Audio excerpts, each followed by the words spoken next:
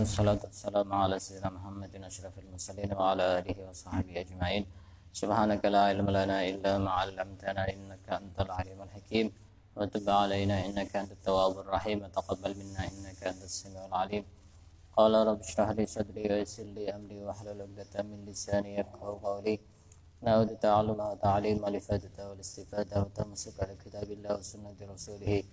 Berdoa ila al-huda wa dalala ala al-khair ibtigha mardatihi wa qurbihi wa subhanahu wa ta'ala. Qala al-musannif rahimahullah ta'ala wa nafa'ana bihi wa bi 'ulumihi wa amadana bi asrarihi wa anwarihi wa nafahatihi fid dini wa dunya wal akhirah. Kita lanjutkan kajian kitab Nasaihul Ibad. Pada kesempatan kali ini kita sudah sampai kepada bab yang ketiga, makalah yang ke-14. Ruya anna rajulan min bani Israil kharaja ila talabil ilmi fabalagha dhalika nabiyuhum faba'asa ilaihi fa'atahu.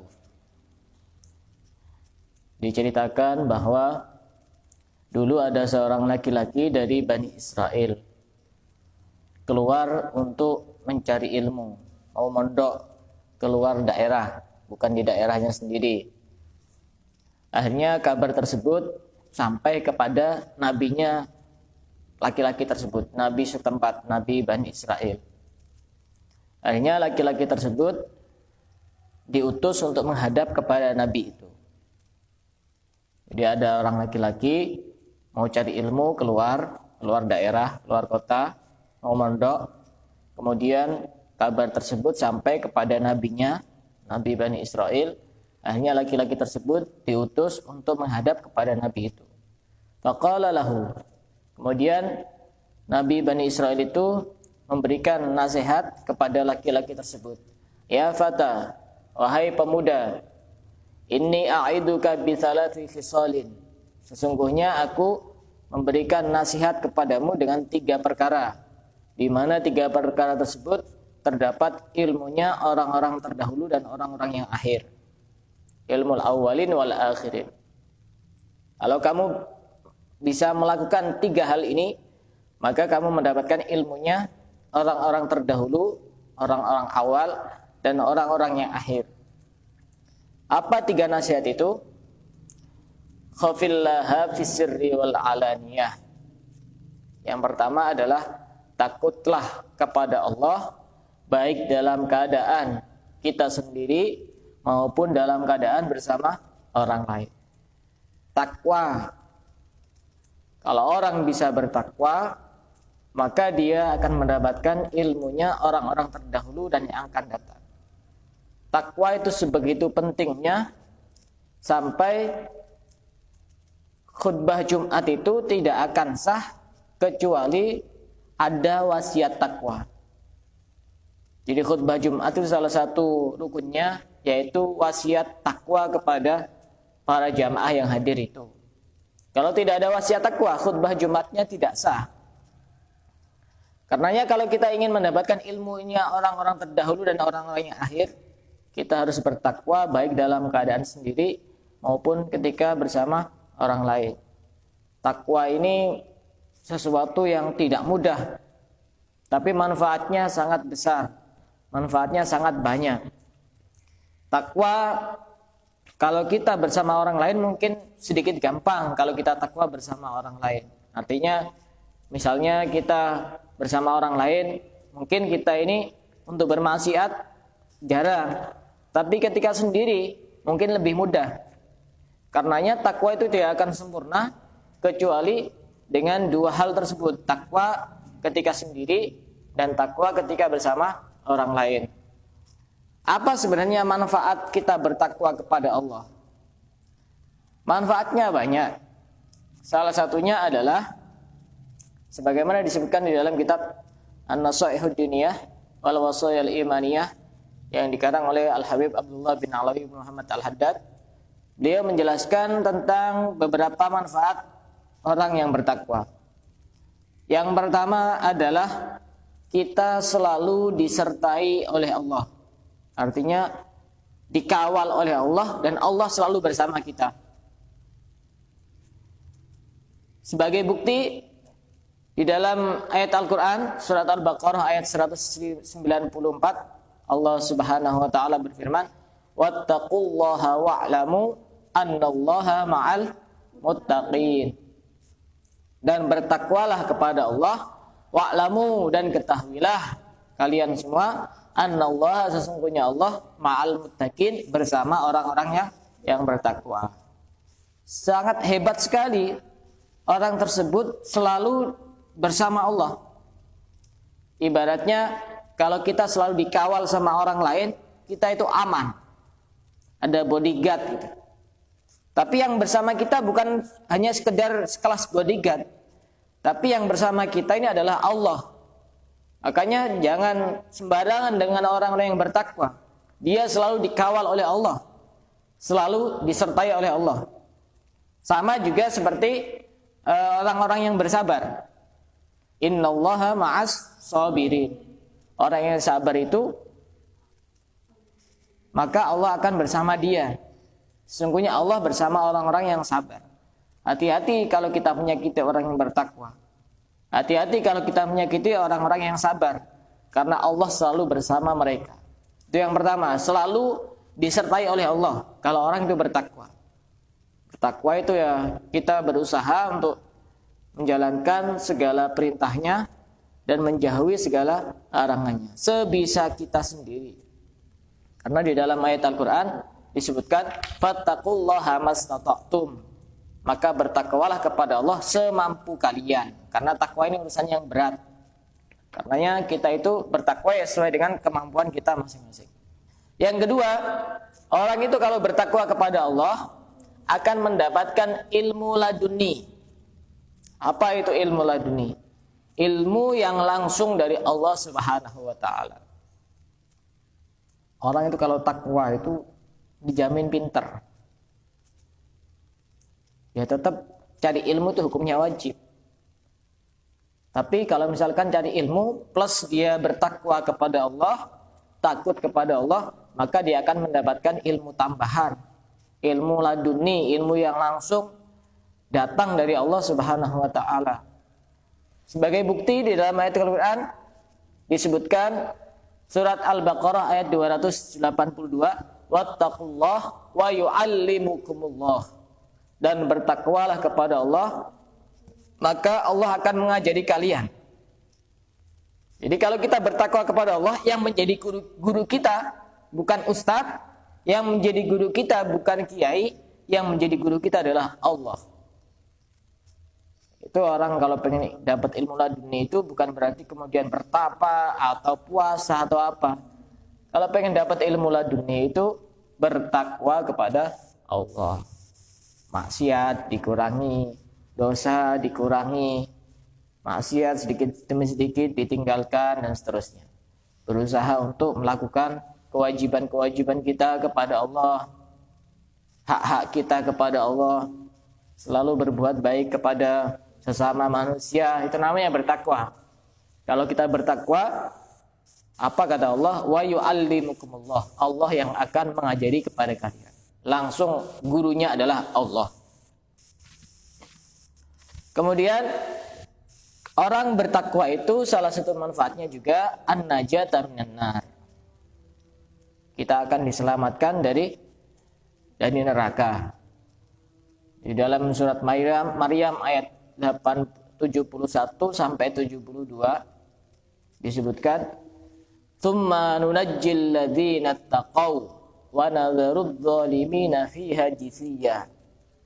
Kemudian kami akan menyelamatkan orang-orang yang bertakwa. Artinya menyelamatkan dari neraka. Kemudian yang berikutnya juga termasuk manfaat orang yang bertakwa adalah al-makhraju minasyada'idi.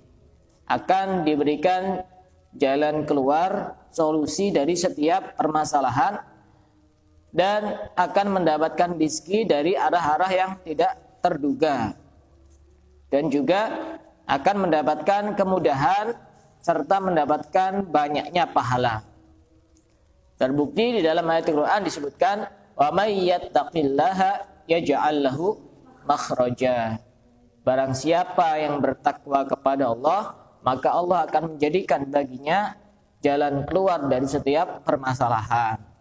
Jadi kalau kita sedang punya masalah, solusinya adalah takwa. Wa yarzuqhu min haitsu la yahtasib. Dan Allah akan memberi rezeki kepadanya dari arah yang tidak terduga. Yang penting yakin, orang rajin sholat akan diberikan rezeki oleh Allah. Orang rajin puasa akan diberikan rezeki oleh Allah. Orang berusaha untuk menjauhi maksiat akan diberikan rezeki oleh Allah. Kita tidak perlu mikir datangnya rezeki dari mana dan dari siapa. Allah itu sangat mudah untuk menyampaikan rezeki kepada kita. Kita tidak tahu alamat rezeki kita, tapi rezeki kita tahu persis orang yang akan dituju siapa. Wa may yattaqillaha yaj'al lahu min amrihi yusra. Orang yang bertakwa itu Allah akan menjadikan baginya dari segala urusannya adalah sesuatu yang mudah, kemudahan. Dan juga tadi itu disebutkan orang yang bertakwa itu adalah akan diberikan pahala yang sangat banyak, sangat agung. Wa may yattaqillaha yukaffir anhu sayyi'atihi wa yu'dhim lahu ajra. Barang siapa yang bertakwa kepada Allah, maka Allah akan menghapuskan segala kesalahannya, segala dosanya, dan Allah akan memperbanyak pahalanya. Itu manfaat bertakwa. Manfaat yang lain, al-wa'du bil jannah. Mendapatkan janji dari Allah akan dimasukkan ke dalam surga. Di dalam Al-Quran disebutkan, wa uzlifatil jannatu lil muttaqin. Di dalam ayat yang lain, surat Al-Qalam disebutkan, inna lil muttaqina inda rabbihim jannatin na'im. Di dalam surat yang lain juga, Ar-Ra'd, masalul jannatil lati wa'idal muttaqun. Surat Al-Qamar juga ada, innal muttaqina fi jannati wa nahar. Itu tentang janji-janji Allah kepada orang yang bertakwa, dan janji yang pasti ditepati adalah janji Allah, bukan janji manis dari orang lain. Janji Allah adalah janji yang pasti ditepati. Manfaat yang berikutnya bagi orang yang bertakwa adalah akan mendapatkan kemuliaan di dunia dan di akhirat. Sebagaimana disebutkan di dalam surat Al-Hujurat ayat 13, inna akramakum indallahi atqakum. Sesungguhnya lebih mulianya kalian di sisi Allah adalah orang yang paling bertakwa di antara kalian. Itu pesan dari Nabi Bani Israel. Ketika ada seorang laki-laki yang keluar kota mau mondok, maka pesannya adalah yang pertama, takwalah kepada Allah baik dalam keadaan sendiri maupun ketika bersama orang lain. Yang kedua adalah wa amsik lisanaka anil khalqi la tadhkuruhum illa bi khair. Wa amsik lisanaka, tahanlah lisanmu, anil khalqi, dari makhluk, dari orang lain. La tadhkuruhum illa bi khair. Jangan menyebut mereka, jangan menceritakan mereka kecuali kebaikan. Kalau kita ingin mendapatkan ilmunya orang-orang terdahulu dan ilmunya orang-orang yang akhir, yang pertama adalah kita bertakwa kepada Allah baik dalam keadaan sendiri maupun ketika bersama orang lain. Yang kedua adalah lisan kita jaga. Kalau ngelihat orang lain, komentari yang baik-baik saja. Jangan mengomentari yang tidak baik. Contoh, ada orang kok gemuk misalnya. Itu paling banyak makannya. Yang dicari kesalahannya, yang dicari sisi negatifnya. Bagaimana caranya biar kita mengomentari yang baik? Ya kita cari alasan yang lain. Itu mungkin banyak syukurnya. Orang gemuk itu. Ya rezekinya, menikmati rezekinya Allah. Karena orang itu kalau suka membicarakan kejelekan orang lain, maka dia juga akan mendapatkan hal yang sama. Dibicarakan juga kejelekannya. Jadi samping membicarakan kejelekan orang lain itu kan juga ghibah, bagian dari ghibah. Di mana ghibah itu pahala kebaikan kita akan diberikan kepada orang yang kita bicarakan. Makanya kita itu ingat-ingat betul. Kita ini sudah bersusah payah. Pagi-pagi rajin, sudah siap-siap mandi mau hadir ke sini. Pas nanti jam 9 bicarakan orang lain, habis pahalanya. Buat apa? Ibarat orang kerja dari pagi, siang, sore dapat gaji dari bosnya, pas gajinya dikasihkan kepada orang lain. Dapat apa? Tidak dapat apa-apa. Orang hibah juga seperti itu gambarannya. Nanti kemudian duhur, kita sudah sholat qobliyah duhur, sholat duhur, kemudian sholat ba'diyah duhur, setelah itu baca Quran. Sorenya hibah lagi sama orang lain. Habis semua pahalanya. Kita tuh kerja tapi tidak dapat hasil, gitu loh. Gambarannya orang hibah itu. Kerja tapi tidak dapat hasil. Akhirnya nanti besok di akhirat itu ketika menerima buku catatan amalnya kosong semua. Mana pahala ngaji saya tiap pagi itu kok tidak ada? Mana pahala baca Quran saya kok tidak ada? Habis sudah diberikan kepada orang lain. Itu kalau kita punya pahala. Kalau yang gibah itu orang yang banyak dosanya, tidak punya pahala. Bagaimana? Kan tidak punya kebaikan. Maka dosa orang yang dibicarakan itu akan dilemparkan kepada orang yang membicarakan. Makanya orang ghibah itu tidak ada manfaat. Hanya saja ada beberapa kondisi di mana ghibah itu diperbolehkan, tapi ini jarang dilakukan. Ya karena memang kondisi seperti ini memang jarang-jarang. Salah satu contohnya, ketika ada kasus kriminal misalnya, kita lapor kepada orang yang berwajib. Masa saya takut mau ghibah? Kan harus dijelaskan itu. Saya tadi diginikan kan harus dijelaskan jujur itu. Tidak apa-apa kalau seperti itu. Atau bertanya kepada salah seorang ustadz, salah seorang kiai tentang hukum. Misalnya, bagaimana hukumnya seorang suami yang memukul istrinya? Ini kan ghibah juga. Nah, tapi dalam rangka untuk mencari hukum. Boleh pada boleh? Boleh. Tapi jarang kalau seperti ini.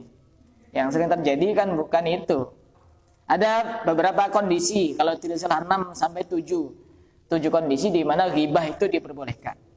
Tapi secara umum ghibah itu tidak diperbolehkan. Dan ghibah itu bukan hanya mencakup tentang sifat. Ghibah itu juga mencakup tentang apa saja yang berhubungan dengan orang yang bersangkutan. Baik itu pakaian, kendaraan, ataupun tempat tinggal. Misalnya, pakaian misalnya. Itu bajunya kok kayak gitu ya, merek apa kayak gitu, kok jelek kayak gitu misalnya, bagian dari ghibah juga. Atau misalnya itu rumah tidak pernah dirawat, itu kok kayak gitu warnanya misalnya. Bagian dari ghibah juga. Jadi tidak harus yang berhubungan dengan sifatnya, apa saja yang berhubungan dengan orang yang bersangkutan itu namanya ghibah. Misalnya ada orang kok pendek, itu kok ada ya kok orang pendek kayak gitu, itu juga sudah bagian dari ghibah itu. Atau orang terlalu tinggi, itu juga bagian dari ghibah. Makanya hati-hati berteman dengan orang yang ghibah, yang hobinya ghibah. Kenapa? Pada saat dia bersama kita, yang dighibah adalah orang lain. Tapi pada saat dia bersama orang lain, yang dighibah adalah kita. Sudah jelas seperti itu. Orang ghibah seperti itu sudah menjadi konsumsi sehari-hari. Oh, tidak ghibah juga tidak bakal mati kok. Belajar, latihan. Kita ingat bahwa kita itu sudah berusaha, beramal. Bagaimana caranya agar pahalanya tetap ada, jangan sampai hilang. Itu kan ibarat orang istilahnya apa ya? Cari sesuatu kemudian dihilangkan. Ibarat orang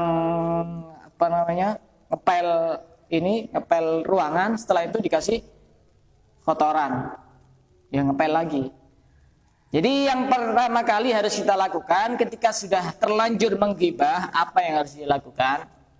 Pertama adalah kita minta maaf kepada orang yang bersangkutan, jika memungkinkan.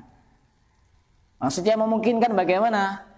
Kalau misalnya kita minta maaf justru akan terjadi hal yang tidak diinginkan. Misalnya dia tambah benci, atau misalkan kita diancam, atau misalkan kita disakiti, atau bahkan dibunuh, maka pada saat itu justru minta maaf tidak dianjurkan. Minta maaf itu ketika kita yakin bahwa orang yang akan kita mintai maaf itu akan memaafkan. Tapi kalau sekiranya tidak memaafkan, ya kita cukup untuk memintakan maaf orang tersebut kepada Allah. Jadi kita banyak berdoa kepada Allah, Allahumma ighfir lana walaha, kalau perempuan, ya Allah ampuni aku dan ampuni dia. Kenapa harus seperti itu? Biar nanti ketika di akhirat tidak dituntut sama orang itu. Oh, kamu kan sudah saya mintakan ampun waktu di dunia. Ya sudah, pas dah, impas. Kenapa? Ya, itu kan sebagai usaha kita agar dosa ghibah tersebut menjadi hilang, menjadi terhapus. Itu yang pertama, minta maaf. Ghibah kalau berhubungan dengan harga diri ya kita minta maaf. Tapi kalau menyakiti orang lain berhubungan dengan harta ya kita kembalikan. Hutang ya dilunasi, jangan cuma sekedar minta maaf. Kecuali orangnya mengikhlaskan, tidak apa-apa. Yang ketiga, kita harus nabung dari awal. Karena tabungan kita sudah habis. Jadi nabung dari awal lagi. Masa pekerjaannya cuma nabung terus. Setelah dapat banyak, hilang. Ini kan namanya orang kurang cerdas. Makanya hati-hati. Kita harus latihan. Jangan sampai kita melakukan sesuatu cuma-cuma. Itu yang kedua, pesannya. Tahanlah lisanmu untuk menyebutkan orang lain kecuali untuk tidak menyebutkan orang lain kecuali kebaikan. Ya, orang yang cerdas itu orang yang banyak alasan ketika melihat orang lain. Misalnya ada orang lain misalkan melakukan sesuatu kok ya tidak baik misalnya. Kita sebagai orang mukmin yang cerdas harus punya banyak alasan. Oh, mungkin karena dia seperti ini. Hanya kita tidak jadi suudzon. Itu loh. Jadi salah satu terapi suudzon itu kita tidak membenarkan apa yang menjadi prasangka kita kepada orang lain. Yang ketiga, wandur khubzaka alladzi ta'kuluhu hatta yakuna minal halal. Dan lihatlah rotimu, artinya roti di sini adalah makananmu yang kamu makan hatta yakuna minal halal. Artinya jangan sampai kita memakan sesuatu kecuali sesuatu itu adalah barang yang halal. Kemarin sudah dijelaskan tentang manfaat memakan barang yang halal, dan sekarang akan saya jelaskan tentang bahaya memakan barang yang haram. Barang yang haram itu ada dua macam. Haram dari segi zatnya sendiri, haram dari segi caranya. Haram dari segi barangnya itu sendiri, contohnya apa? Babi, khamar, bangkai, darah, itu kan haram, memang asli haram. Memang asli haram. Ada yang haram itu disebabkan karena caranya yang tidak benar. Contoh, ayam halal apa tidak halal? Halal. Tapi dia cara mendapatkan ayam tersebut dari mencuri. Ayam yang asalnya halal berubah menjadi haram. Bukan karena ayamnya yang haram, tapi karena caranya. Itu haram. Atau ayam memang halal, tapi cara menyembelihnya tidak halal. Misalkan cara membunuhnya langsung dilempar pakai batu misalnya, langsung mati. Ayamnya memang halal, tapi berhubung cara untuk menyembelihnya adalah dengan cara yang tidak benar, maka ayam tersebut menjadi haram. Jadi haram itu ada dua hal. Ada yang memang haram asli dari barangnya itu, ada yang dari caranya. Termasuk haram dari segi caranya. Misalkan orang berdagang di pasar, kemudian dia berbohong misalnya. ini berapa harganya? Ini harganya 100.000. Nggak boleh 50.000. Saya kulaannya saja itu 90.000 misalnya. Padahal itu bohong. Itu kan barang yang dijual adalah barang yang halal. Tapi karena dia berbohong menjadi sesuatu yang haram. Jadi yang akan kita bahas adalah bagaimana bahayanya orang yang makan barang yang haram. Baik haram itu dari barangnya itu sendiri maupun dari caranya. Yang pertama adalah bahayanya zawalu hasanatihi, akan hilang kebaikannya. Disebutkan di dalam satu hadis bahwa pada hari kiamat ada sekelompok orang yang punya kebaikan sebesar gunung Tihamah. Gunung Tihamah itu gunung yang sangat besar, yang sangat gede. Kemudian tiba-tiba kebaikan yang sebesar itu tiba-tiba hilang seketika. Haba'a, menjadi kayak semacam debu yang berterbangan. Summa qadafahum finnar. Kemudian orang tersebut dilemparkan ke neraka. Jadi orang punya banyak kebaikan, tiba-tiba kebaikan tersebut sedikit demi sedikit hilang, kemudian orang tersebut dilemparkan ke neraka. Akhirnya ada salah seorang sahabat yang bertanya kepada Rasulullah, "Ya Rasulullah, bi abi wa anta wa ummi, demi ibu dan bapakku, jelaskan kepadaku siapa kelompok orang tersebut sehingga kami mengenal mereka. Aku khawatir termasuk kelompok bagian dari mereka," kata salah seorang sahabat itu. Kemudian Rasulullah menjawab, "Ama innahum kanu yasumuna yusallun." Mereka itu sekelompok orang yang rajin puasa, wa yusallun, dan rajin salat. Rajin puasa, rajin salat. Walakinnahum idza arada alaihim syai'un minal haram wasabu alaihi. Akan tetapi mereka ketika datang barang yang haram, mereka langsung melakukan keharaman itu, memakan barang yang haram itu. Akhirnya apa? Allah menghancurkan amal mereka. Jadi orang rajin ibadah tapi dia makan barang haram itu sama dengan sholat di atas WC. Tidak bisa sah. Itu yang pertama, kebaikannya akan hilang sebab memakan. Tapi biasanya susah seperti itu. Orang kalau sudah makan yang haram itu biasanya malas untuk ibadah, malas untuk melakukan kebaikan. Kalaupun ada, itu biasanya kebaikannya tidak karena Allah. Karena bagaimanapun energi yang haram itu akan juga disalurkan kepada yang haram. Yang kedua, istihqaquhu dukhulan nar. Dia berhak untuk masuk neraka. Dalam satu hadis disebutkan, "Malam yubali min aina iktasabal mal."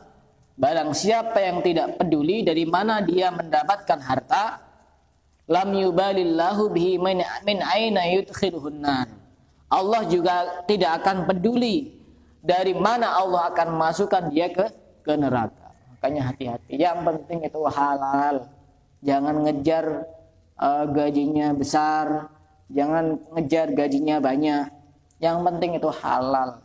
Walaupun jualan pentol, jualan cireng, jualan jihu, jualan baskor, jualan gorengan, yang penting halal. Daripada membungakan uang, misalkan menghutangi orang 100.000 nanti harus bayar 150.000. Tidak berkah. Tidak berkah kepada kehidupannya, tidak berkah kepada umurnya, juga tidak berkah kepada anak-anaknya juga. Itu kita akan dimasukkan ke dalam neraka. Yang ketiga, bahaya memakan makanan yang haram adalah syiddatu hisabihi yaumal qiyamah. Akan berat hisabnya pada hari kiamat. Akan berat hisabnya pada hari kiamat.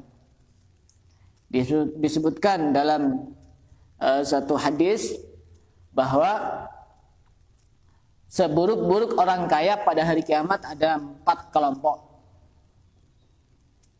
Yang pertama adalah orang yang mengumpulkan harta dari perkara yang haram dan menafkahkan untuk perkara yang haram. Maka orang tersebut, kata Allah, idhabu bihi finnar, pergilah kalian ke neraka. Kelompok yang kedua, warajulun jama'a malan min haram wa anfaqahu fi halal, orang yang mengumpulkan harta dari perkara yang haram tapi menggunakan untuk perkara yang halal. Bagaimana? Idhabu bihi finnar, pergilah kalian ke neraka. Misalkan berjudi, tujuannya untuk menyantuni anak yatim, ya tetap idhabu bihi finnar, pergilah kalian ke neraka. Ada juga orang yang mengumpulkan harta dari perkara yang halal dan menggunakan untuk perkara yang haram. Contohnya bagaimana?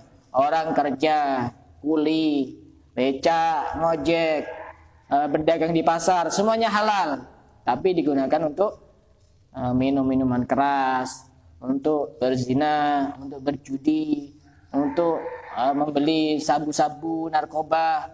Maka seperti itu juga sama. Idhabu bihi finnar, pergilah kalian ke neraka. Wa rajulun jama'a malan min halal wa anfaqahu fi halal, orang yang mengumpulkan harta dari pekerjaan yang halal dan menggunakan untuk perkara yang halal. Bagaimana orang tersebut? Kifu hadza was'aluhu, orang tersebut disuruh berdiri di hadapan Allah dan disuruh bertanya. Barangkali dengan kekayaannya yang halal itu dia menyia-nyiakan kefarduan Allah. Bisa jadi dia tidak sholat, atau sholatnya tidak sempurna, atau dia tidak zakat, atau dia tidak haji, atau menyia-nyiakan hak-hak orang lain. Itu padahal dari perkara yang halal masih dihisab begitu sangat berat oleh Allah Subhanahu wa taala. Apalagi dari perkara yang haram. Na'udzubillah min dzalik. Karena di dalam Al-Qur'an disebutkan alhaakumut takatsur hatta zurtumul maqabir. Yang keempat, bahaya memakan makanan yang haram adalah adamu qabuli a'malihi wa sholatihi. Amalnya dan sholatnya tidak diterima oleh Allah Subhanahu wa ta'ala. Seperti tadi itu. Dalam satu hadis disebutkan, man akala haraman lam yuqbal minhu sarfun wala adlun. Barang siapa yang memakan barang yang haram, maka Allah tidak akan menerima ibadahnya, baik ibadah wajib maupun ibadah sunnah. Semuanya tidak diterima. Jadi kita harus memperbaiki diri. Jangan sampai makanan yang masuk ke tubuh kita adalah makanan yang haram. Percuma kita sholat, percuma kita puasa, percuma kita ibadah, ternyata tidak diterima oleh Allah. Yang kelima, bahayanya adalah la yuwaffaqu li amali sholihat. Tidak akan diberi pertolongan oleh Allah untuk bisa melakukan amal-amal soleh. Kalau kita makan yang haram, itu tidak bisa untuk melakukan amal soleh. Kalaupun melakukan amal soleh, itu biasanya amal solehnya tidak karena Allah. Sebagai satu pelajaran, kita bisa melihat ketika kita membeli makanan dari satu tempat gitu. Setelah makan itu kok tiba-tiba kita misalnya masih punya kewajiban untuk sholat, kok tiba-tiba malas. Jangan diulangi lagi.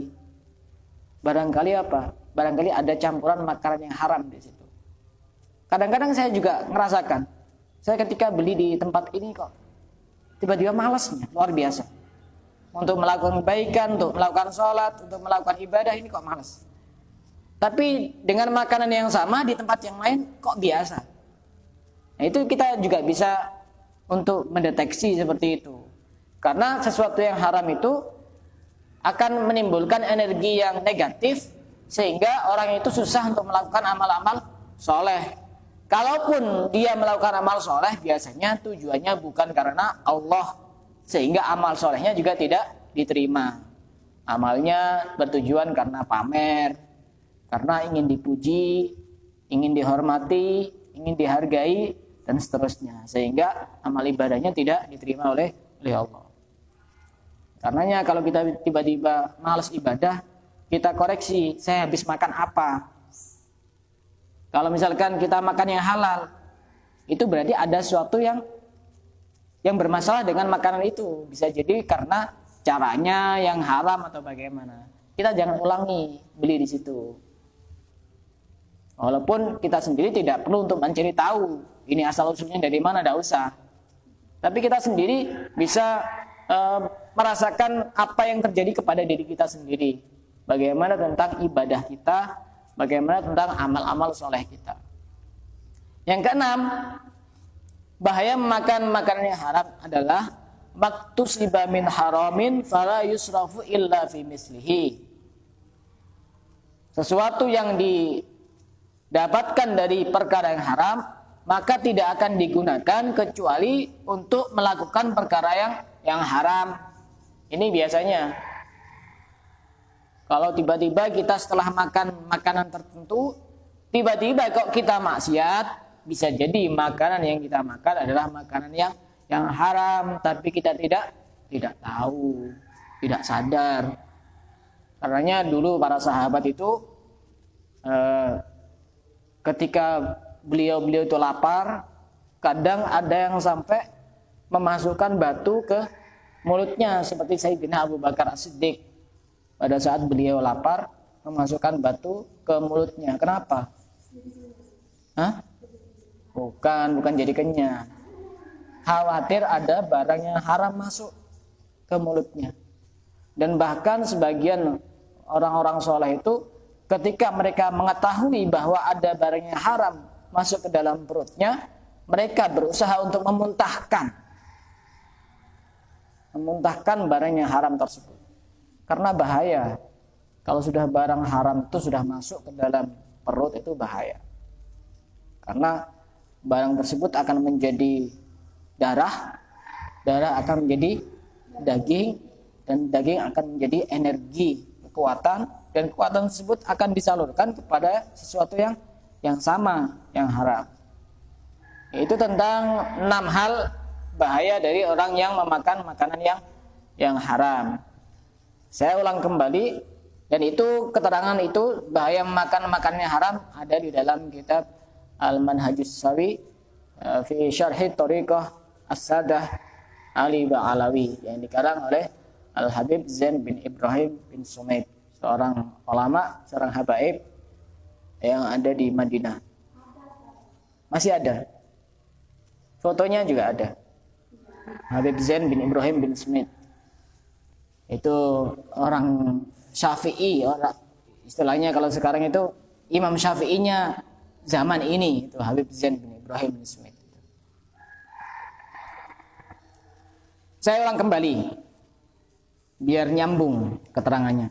Jadi ada seorang laki-laki yang mau mondok, pergi cari ilmu keluar kota. Kemudian kabar tersebut datang sampai kepada Nabi Bani Israel pada saat itu. Sehingga laki-laki itu dipanggil untuk menghadap kepada nabinya. Kemudian nabinya ini berkata dan menasihati dengan 3 nasihat.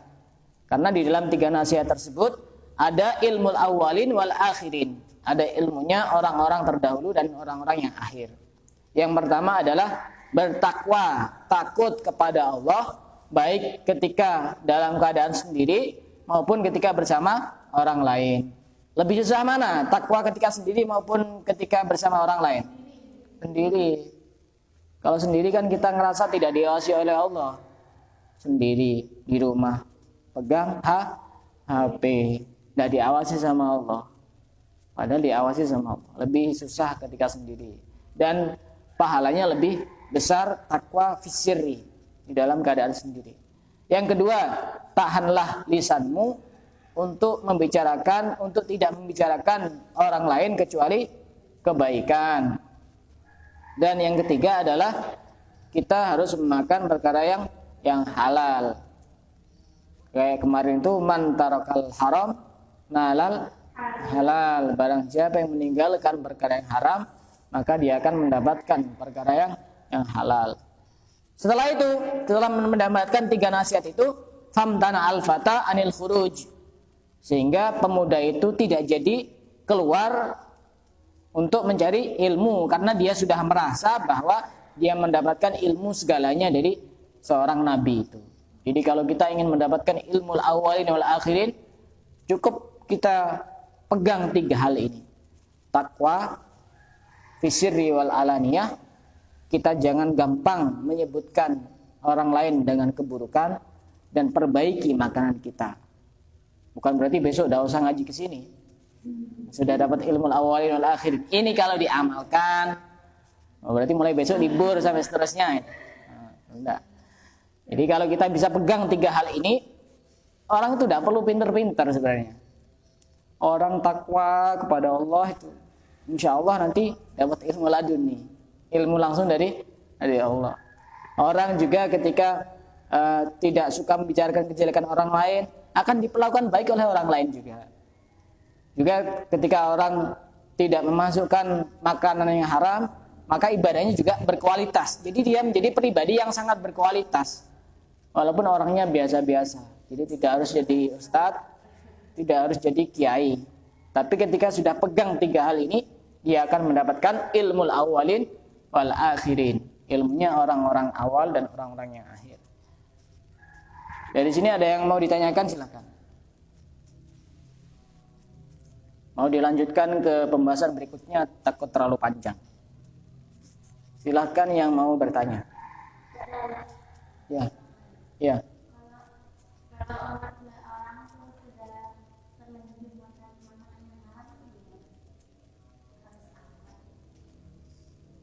Kalau sudah terlanjur makan makanan yang haram, dia harus banyak bertaubat kepada Allah. Dan dia menyesali tentang perbuatannya dan berusaha untuk tidak mengulangi lagi, dan kemudian berusaha untuk memperbaiki diri agar makanan yang masuk ke dalam tubuhnya adalah makanan yang halal, tidak makanan yang haram. Karena kita mau mengeluarkan ya tidak bisa. Tidak bisa. Jadi caranya adalah wa'ad bi sayyiatal hasanata tamhuha, dan iringilah keburukan dengan kebaikan. Tamhuha, maka kebaikan tersebut akan menutup keburukan yang pernah kita lakukan. Jadi caranya ya kita menyesal, yang pertama menyesal, kemudian tidak mengulangi lagi, kemudian kita bertaubat kepada Allah. Dan salah satu bentuk bahwa kita benar-benar menyesal, kita memperbaiki diri agar tidak ada makanan yang haram masuk ke dalam perut kita. Tapi insya Allah kalau kita itu kemungkinan perkara yang haram secara zatnya itu sendiri kemungkinan jarang ya. Lebih kepada caranya. Ya, saya kira di sini tidak ada yang pernah makan babi, tidak ada ya. Sate babi tidak ada. Tapi kita sering makan sate manusia. Karena orang yang ghibah itu kan diibaratkan makan daging saudaranya sendiri. Jadi kita itu sebenarnya di sekeliling kita banyak manusia kanibal, pemakan daging manusia, hati-hati. Karena di dalam Al-Quran kan disebutkan, wala yaghtab ba'dukum ba'dha ayuhibbu ahadukum ayyakula lahma akhihi maitan fakarihtumu. Orang yang menghibah itu orang yang membicarakan kejelekan orang lain, orang yang menggosip itu, maka dia seperti memakan daging saudaranya sendiri dalam keadaan mentah. Jadi besok orang yang ghibah itu dipanggil sama Allah, tuh makan tuh dagingnya teman kamu itu makan. Ya tidak bisa. Karena dulu pernah ada satu cerita nyata, masanya Rasulullah, ada seseorang yang pada saat puasa Ramadan dia terlihat menghibah kepada orang lain. Akhirnya Rasulullah memerintahkan orang tersebut untuk memuntahkan. Coba kamu muntah. Ternyata muntah bangkai dan muntah darah. Itu Rasulullah bisa membuka itu. Kalau kita kan tidak bisa. Seandainya bisa dibuka, sudah apa saja yang keluar dari mulut kita itu. Macam-macam. Bisa bangkai, bisa apa. Tapi sekarang kita kadang diajari untuk menghibah nasional. Caranya bagaimana? Lihat TV. Acara-acara gosip itu kan kita diajari untuk menggibah itu. Walaupun kita cuma jadi pendengar setia, diem sambil nyemil, menikmati, kita mendapatkan dosa yang sama ketika kita tidak mengingkari. Makanya hati-hati. Mengingkari tapi tetap dinikmati, ya sama aja. Mengingkari itu tidak usah lihat. Kita bisa berusaha kok. Caranya bagaimana? Matikan TV-nya. Kecuali misalnya kita lihat TV bersama orang lain, sedangkan yang nyetel itu bukan kita. Kita mau keluar tidak enak. Nah itu baru bisa mengingkari. Kalau kita lihat sendiri, mengingkari bagaimana tetap dipandangi kayak gini. Ya bukan mengingkari itu. Kita bisa berusaha untuk matikan remote-nya itu. Kalau bersama orang lain ya mungkin ada kesempatan kita itu cuma sekedar mengingkari bahwa itu adalah perbuatan yang tidak baik, itu bisa. Kalau sendiri ya tidak bisa. Ada yang lain yang mau ditanyakan?